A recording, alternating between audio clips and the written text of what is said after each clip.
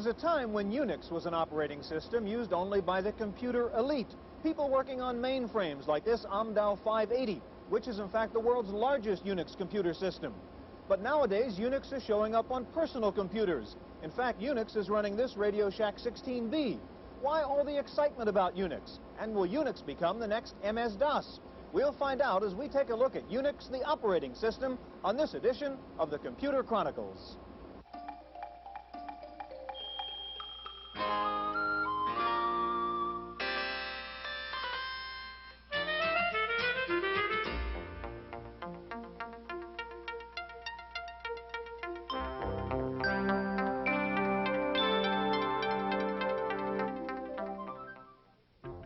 The Computer Chronicles is brought to you in part by McGraw-Hill, publishers of Popular Computing magazine, featuring microcomputer applications that increase productivity for managers and professionals.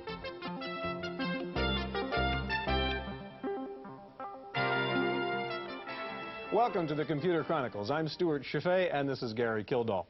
Gary, I told a friend of mine we were doing a show on UNIX, and he said to me, why in the world would you want to feature a UNIX on a computer show?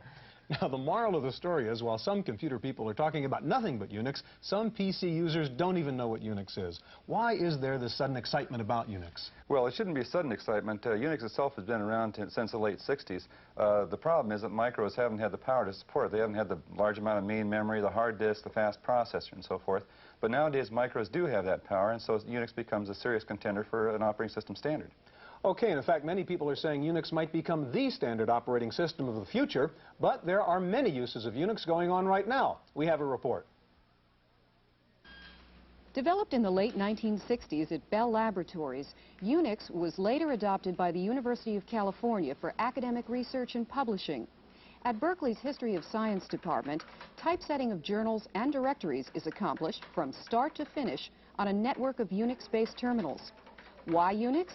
Well, apart from the fact that a major version of UNIX was designed at Berkeley, it's an eminently portable system. From micro to mini to mainframe, UNIX is easily adapted with few or no changes required. The typical UNIX network runs on mini-computers. User-initiated tasks are distributed among computers through port selectors. But the advantages of UNIX are not limited to multi-user portability. The system is also fast and powerful. Once the user has mastered its unorthodox commands, he's rewarded with some very sophisticated features, like background processing. After initiating a task, the user can go on to another one while the system continues to work on the first. Surrounding the kernel of UNIX is a shell, or central command interpreter, that redirects application input and output, manipulates files, and stores command sequences. The shell structure, unlike the commands, is friendly, allowing even the first-time user to perform complex tasks. UNIX users give the system high marks for its versatility. Yet up until now, it's been largely confined to a small group of specialized users. It has proven itself to them. Now it must prove itself to the rest of us.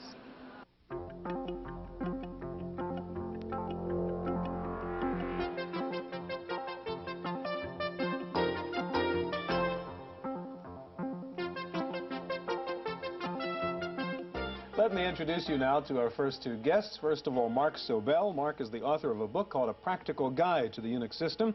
And John Mashey. John is now with MIPS Computer Systems, used to be with Convergent Technologies, and used to work on UNIX at Bell Labs. Gary, a lot of people don't really understand UNIX. Maybe you can start by giving us a little bit of background.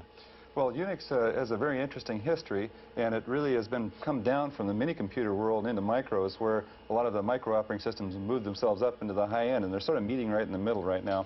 UNIX carries with it the C language, the UNIX file system, and the UNIX interface. Now, the file system itself is what we're talking about here, but the C language is wildly successful, I'd say, right now. It's been on a lot of different operating systems. Now, the question about the user interface is still one that we have to address.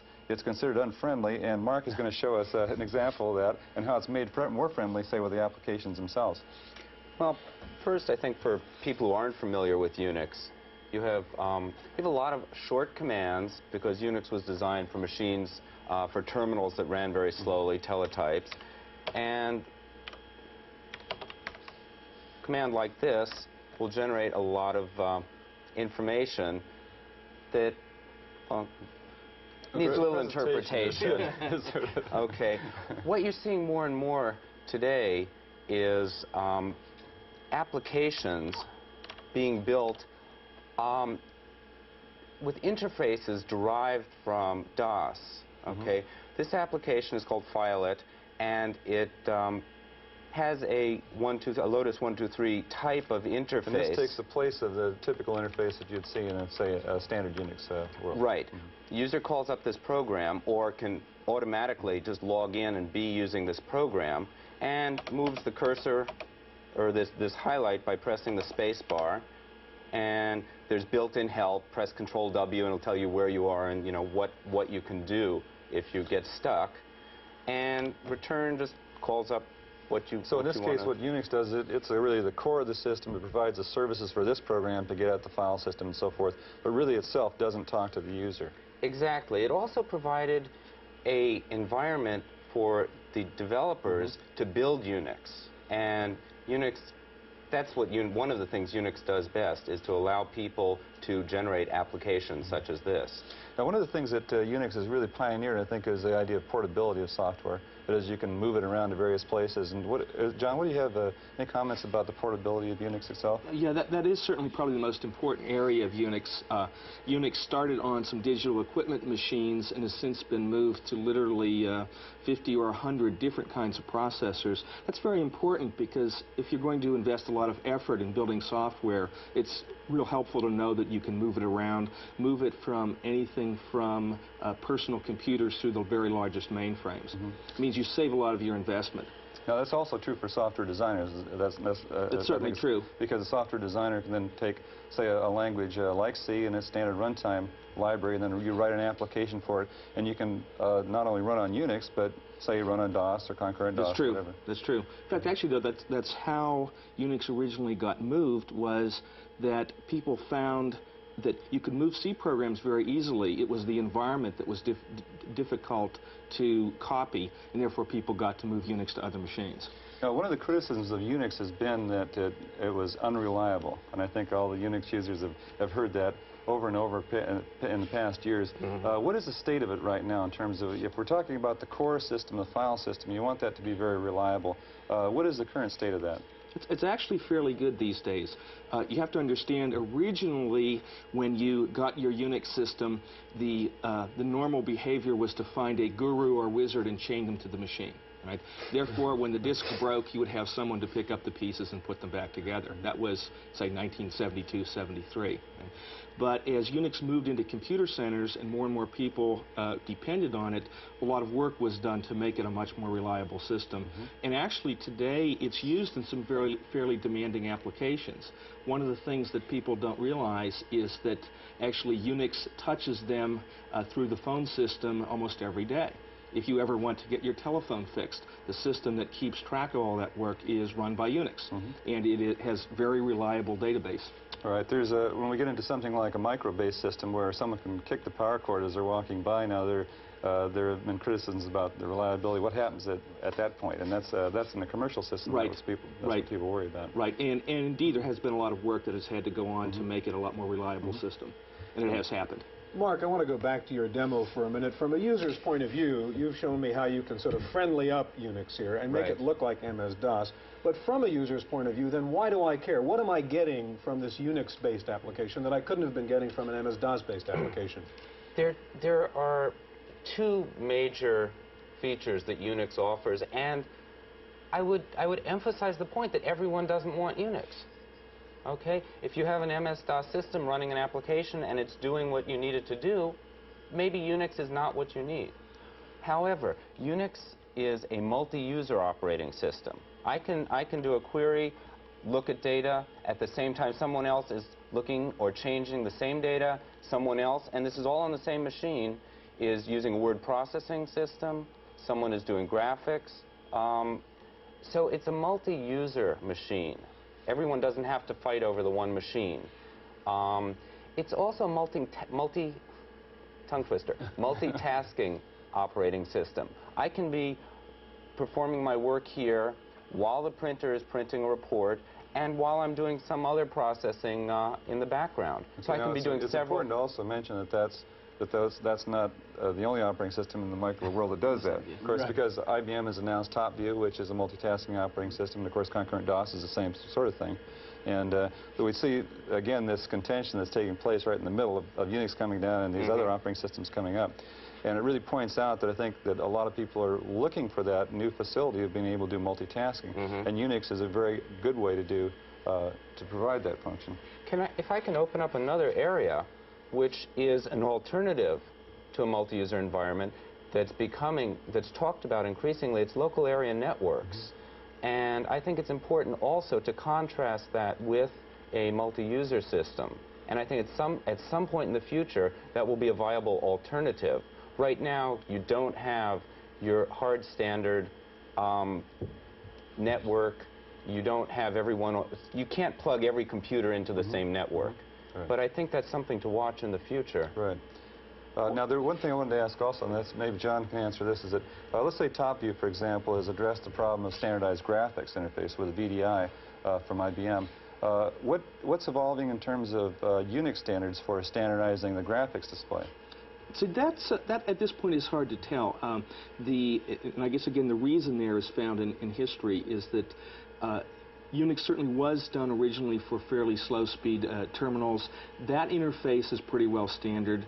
Unix has also gotten fairly standardized in the handling of regular CRTs. Right, this is a normal standard interface. But there still needs to be some work in the graphics area, and you can particularly see that this is a period where some parts of Unix have become standard and other parts are under a lot of heavy work. Certainly Unix is used on anything from personal computer machines through fairly powerful single-user workstations. John, I'm afraid I have to interrupt. We've got to move on because in just a minute we're going to meet two more Unix experts and we're going to take a look at the new Unix PC from Hewlett Packard. So stay with us.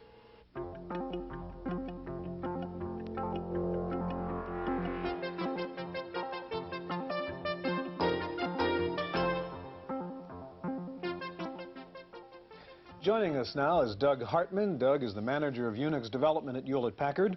And next to Doug, Mike Denney, Unix consultant and the vice president and co-founder of BASIS, which is a Unix resource center in Berkeley.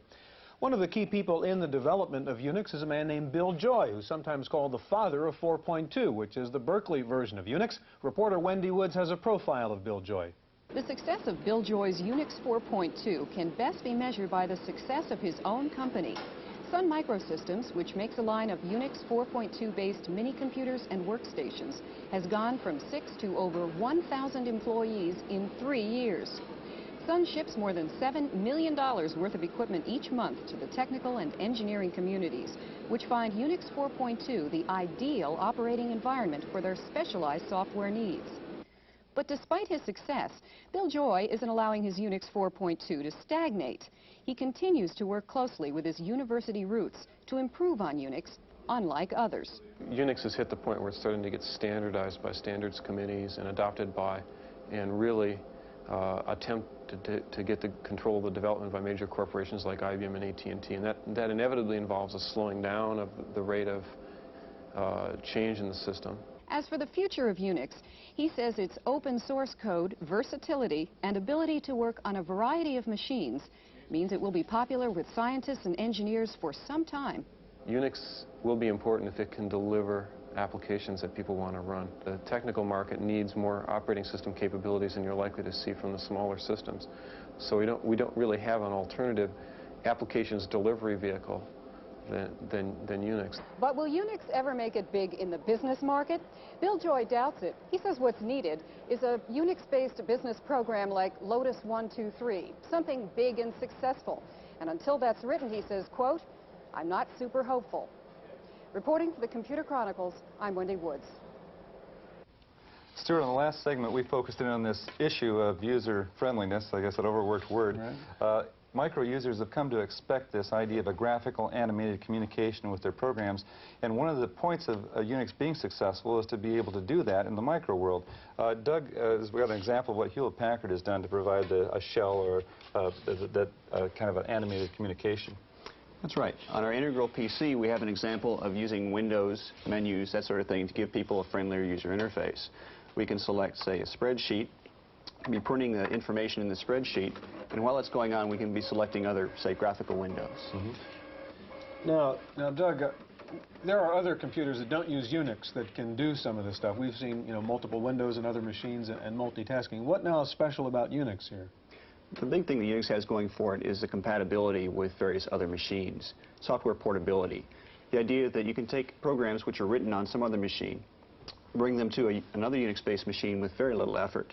Makes a software developer's job very easy. And this is what we talked about earlier in terms of the C language and the standard runtime library. The idea is if an application software writer codes in a machine-independent way using, say, C and the runtime library, then it can run on Unix or it can run on concurrent DOS or under MS-DOS and things of that sort. Yes. It's a very powerful concept for software writers. We mentioned before 4.2, which is the Berkeley version of Unix, and I'd like to clear up what may be some confusion to people. We hear about Xenix, we hear about Unix, I think you call your thing HPUX, we hear PCIX, System 3, System 5, 4.2, and so on. Why are there so many versions of Unix, and how do they differ, Mike? Just luck. The proliferation of names besides Unix is dictated by AT&T's requirement that you not call it Unix. So each manufacturer comes up with their little name for it. For the most part, it is fairly standard. A Xenix machine looks like Unix to me. It may have a few extras here and there, maybe a couple of things your favorite utility may not be there, but to move from even between the so-called Berkeley camp and the AT&T Bell Labs camp of Unix, very, very strikingly the same. Why do equally effective. Why do the systems programmers feel this need to make local changes? Are they social in nature? I noticed one example that I had. I came into to our computer center and I asked one of the local programmers. Said, "Well, I don't think this I/O statement is working quite right." And he got on there and made modifications to the source code and compiled it right into the system right there on the spot. So we had a different operating system right there at that very time. Is it because it's so easy to make changes to, or what? Well, I think everybody, adulterates their, let's say, improves the recipe that they receive from Grandma, and in this case, Ma. And particular manufacturers, for example, who receive the official original source code and they're implementing it on their machine, may have particular target markets in mind. For example, the emphasis on networking and workstations is contrasted with an emphasis on multi-user transaction machines for database management. Now, what about AT&T, their role in this right now? Are they trying to, say, bring these versions back into one standard? Quite apparently, AT&T would like to define the standard as System 5, 5.2, and we'll get other decimal points behind that undoubtedly. There is another kind of de facto standard out of the so-called Berkeley 4.2. Standard distribution.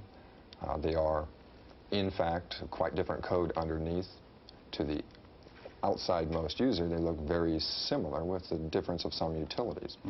It's quite common for a manufacturer, probably I can think of a half dozen who have adopted AT&T Unix, but put Berkeley utilities on top of so-called extensions. Seems like that might be the safe place to... Because there are nifty things from Berkeley, and then there is the basic Unix itself. Now, there's another question that comes up, I think, in the minds of many people, is that IBM has a couple of versions of Unix that they're supporting. Are they doing this just to, say, fill the market out, or are they really trying to get behind the effort in the sense that you think of IBM and AT&T as being competitors, and it's a little strange to think that IBM might be promoting a competitor's product? Well, and AT&T uses IBM computers somewhere in the inner cockles of the organization. I think we would all get rich if we knew the answer to those questions with any confidence. Doug, I want to ask you about your implementation of Unix on something like this. We're talking here about a $5,000 PC. In the first part of the show, we were looking at a $12,000 to $15,000 pretty high-end AT&T machine. Do we lose anything in the implementation here? Is this the same Unix? The only thing that we've really left out is the hard disk, which would allow you to do your own program development. By leaving out the hard disk, we can reduce the cost, but still leave you enough to run applications.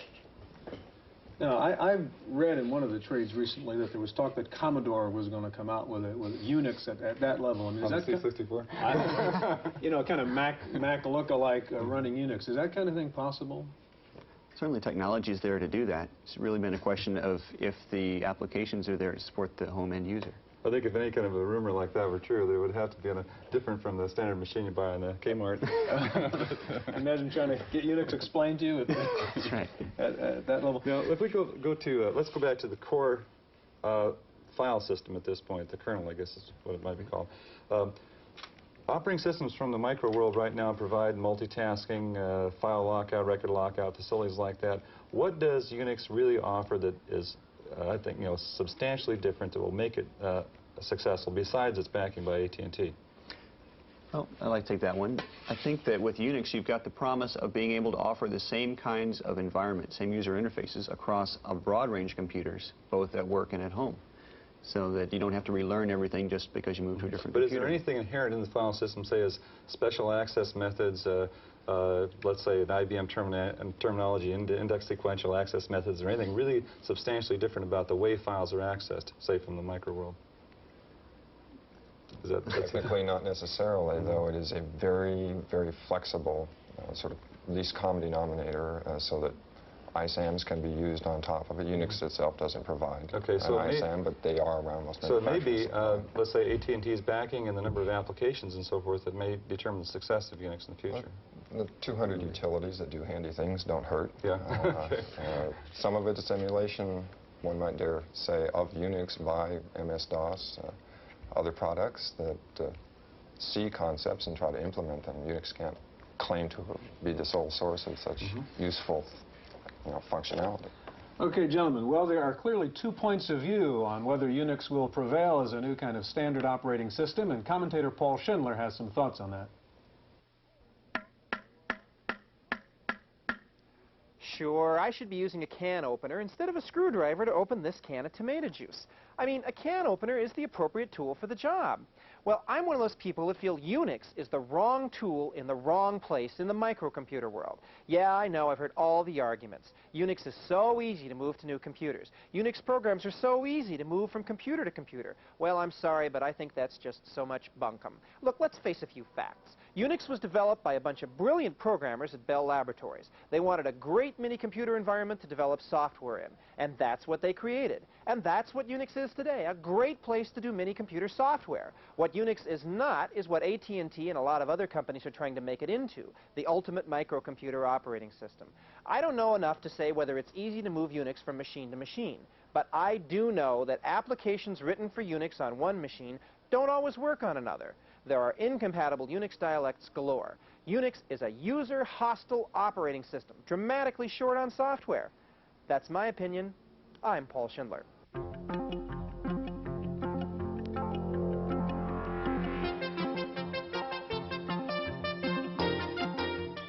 In the Random Access file this week, the Consumer Electronics Show was over and there were no blockbuster new products. Commodore did show off its new 128 series and promised to ship it later this month. Commodore also displayed its new Unix machine and 2 new IBM compatibles. Probably the biggest hot new area was robots, with new personal robots being shown by several manufacturers. Tomy introduced a new robot which can be run by your personal computer, and Nintendo showed off a game-playing robot that interfaces with the game on your computer screen. There were robots with synthesized speech and robots that change their facial expressions. Atari was a last-minute exhibitor and confused the ST picture even more by showing a new 256K model, which will supposedly sell for $499. Atari also unveiled its new CD-ROM storage system. The disc holds 500 megabytes and will sell for about $500. Atari said it will ship this December. What makes you choose one computer over another? Well, performance being equal, the most important factor is the design of the keyboard. According to a study just completed by a Connecticut design firm, buyers may want bells and whistles, but they also want a simple-looking keyboard, contrasting colors on function keys, full travel keys, long space bars, and a, quote, substantial look, generally meaning thick edges. Light waves are not only replacing electrons in computer storage, but researchers at the Center for Applied Optics at the University of Alabama say light beams may soon replace electrons in the computer itself. The center's director says optical computers using photons and lasers will be smaller, use less power, and allow for three-dimensional design and more efficient parallel processing. The optical research is being funded by the Pentagon, which sees optical processing power as essential to an effective Star Wars system. Our star of the software wars is Paul Schindler, and here's his review for the week. They say you can tell how good a word person is by whether they work the New York Times crossword puzzle in ink or in pencil. Well, I got to tell you, I don't work it at all, but if you do, you ought to try WordMaker, a truly obscure software package from Word Associates at 55 Sutter Street in San Francisco.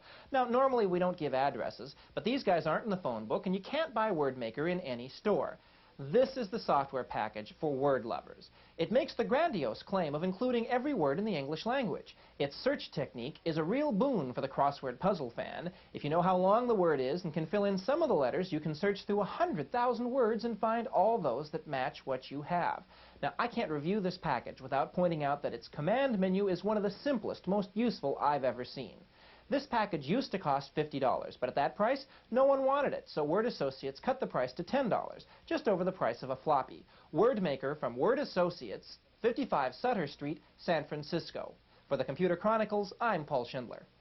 Looking for a word processor and want to know what everyone else is buying? Well, here's the latest list of top sellers. Leading the pack is IBM's Writing Assistant, followed by Microsoft's Word, Bank Street Writer from Broderbund, and then PFS Write and Multimate. WordStar comes in sixth.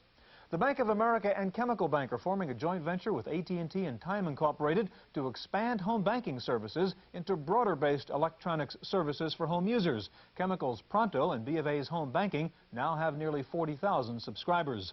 The Defense Department has just completed a study which says that of the 17,000 DoD computers, only 30 of them are adequately protected from unauthorized entry. The head of computer security for the Pentagon said they are currently vulnerable to any mentally unbalanced 16-year-old.